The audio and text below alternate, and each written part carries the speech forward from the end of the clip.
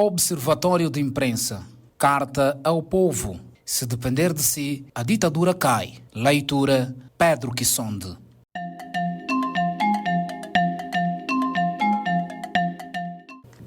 A filosofia política da libertação para Angola é radicalmente pacífica, fraterna, mas realista. Na luta contra a opressão, existem três caminhos possíveis. A guerrilha, como a de Cabinda, por exemplo, a guerra convencional do tipo que a UNITA levou a cabo e o desafio político, que é sinônimo de desobediência civil.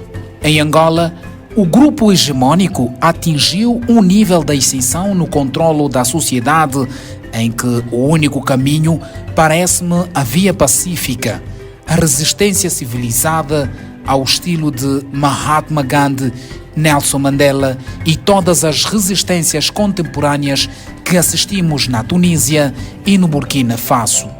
É realista desencadear um desafio político ou a desobediência civil frente a um regime feroz, selvagem e delinquente? Sim, porém, não é fácil e nem sequer acontecerá num piscar de olho. A luta contra a ditadura deverá durar anos. Os democratas pacíficos deverão cultivar uma ética de libertação, onde a paciência, a inteligência e o planeamento são fundamentais para ir destruindo a ditadura paulatinamente e, no momento exato, levar a cabo um movimento de massas populares de grandes proporções. Este momento chegou. É agora. Ou cai, ou cai. Segundo Desmond Tutu, muita gente pensa que as armas de fogo são fonte de medo do ditador. Não. O maior medo do ditador é quando as pessoas decidem ser livres. Pegarem armas levaria a ditadura a agradecer, na medida em que teria legitimidade, tanto interna quanto externa, para exterminar. Por outro lado, usar armas seria atingir um dos ângulos mais fortes do ditador e seu grupo. Ele tem mais armas que se pode obter que os democratas, assim como logística e toda a engenharia financeira associada. Usar armas demonstra que somos igualmente selvagens como o ditador e perderíamos autoridade moral e legitimidade democrática. Um país como Angola, em que os seus filhos foram mortos aos montes pelo regime colonial português, um quadro similar sucede com o regime de colonização interna, que prolonga as mortes até hoje. Por isso, a opção pela guerra convencional ou guerrilha prolongaria o sofrimento e não nos dá nenhuma garantia de vitória. Pelo contrário, a guerra fortalece a ditadura e a experiência histórica prova isto. É exatamente isto que o grupo hegemônico quer novamente.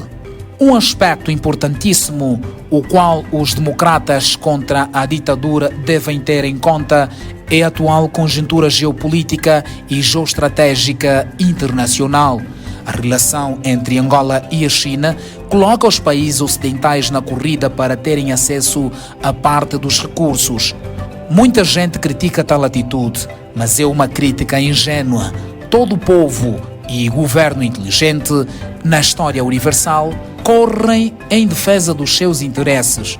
Isto é o que eu faria também. Nenhum governo ocidental tem o dever, numa lógica unilateral, de nos ajudar, o povo, quando isto pode pôr em causa seus interesses. Aliás, seria humilhante se nós não conquistássemos a nossa liberdade e um estrangeiro o fizesse. Se assim for, será um simulacro de liberdade.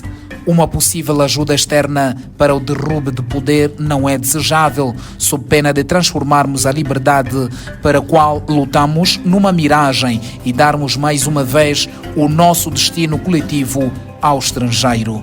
Uma vez que as forças internas estão domesticadas, os artistas, as igrejas, os empresários, as forças militares, a administração pública, a mídia, as autoridades tradicionais, espaços de conhecimento, a oposição parlamentar, os desportistas, as ONGs e as associações, incluindo a comunidade internacional e agências das Nações Unidas, Resta-nos, desde logo, contar única e exclusivamente com as nossas forças coletivas que se podem construir na base da solidariedade, tendo como fator de unidade a luta pela liberdade, democracia e dignidade humana.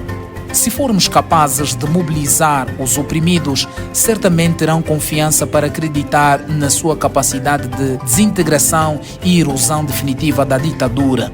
Quando estivermos na rua em massa, dar-se-á o desequilíbrio na correlação de forças a nosso favor e dali a comunidade internacional apoiará as forças pró-democracia. Neste momento de apoio da comunidade internacional, sejamos tão racionais quanto na longa marcha que levou à desintegração da ditadura, porque tal auxílio não será desinteressado, visa sempre manter interesses. Este é um ponto-chave para que as forças democráticas possam mostrar ao povo que são diferentes do antigo regime. A diferença residirá na capacidade de celebrar acordos que beneficiem o coletivo, que traga prosperidade. Os acordos devem ter uma marca claramente social e de esquerda, demarcando-se da chegada neoliberal. Em síntese, vale reter o seguinte: a luta pacífica, desafio político ou desobediência civil é o melhor caminho para a conquista da liberdade e democracia. B. A guerra não garante vitória aos democratas, ao povo e as possibilidades de perdas humanas do lado das forças democráticas inevitável. C. Um golpe de Estado representa retrocesso civilizacional e viabilizaria o nascimento de nova ditadura militar. D. O povo angolano é órfão, por isso deve contar exclusivamente com as suas forças internas que verão da solidariedade e da confiança coletiva. E. As possibilidades da comunidade internacional ajudar-nos são boas quando já estivermos a segundo de ruir o edifício da ditadura. F. Os democratas devem ter cuidado com ajudas de última hora, pois visam interesses instalados. Caso sejam necessários, há que celebrar acordos que beneficiem socialmente os cidadãos e, de preferência, envolver as múltiplas fontes de poder democrático nas negociações como forma de demarcar-se da imagem anterior. Os acordos devem ser claramente de esquerda. Finalmente, o povo deve esquecer dos partidos. Todos beneficiam da ditadura. Não lhes interesse o fim do regime porque comem juntos. Não há ditadura que mude com eleições. Os que defendem as eleições são beneficiários econômicos e financeiros da ditadura.